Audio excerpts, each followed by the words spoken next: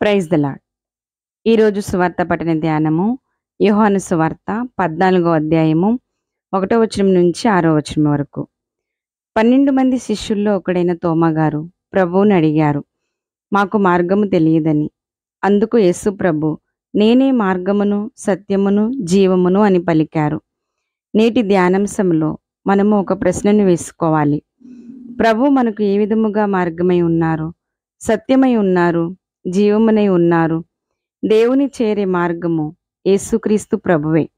రక్షణ పొందుకునే మార్గము యేసుక్రీస్తు ప్రభువే. ఆయన మూలముని, ఆయన ద్వారానే మనమందరము కూడా దేవునితో సఖ్యపడి ఉన్నాము. కాబట్టి ఆయన ద్వారానే మనము క్షమింపబడి నీతిమంతులుగా ఎంచబడి మోక్షాన్ని చేరుకోగలము. ఈ విధముగా ప్రభువు మనకు దేవుని వద్దకు ఏకైక మార్గమై ఉన్నారు. యేసుక్రీస్తు ప్రభువే సత్యము. ఆయన మాటలు సత్యమై ఉన్నవి.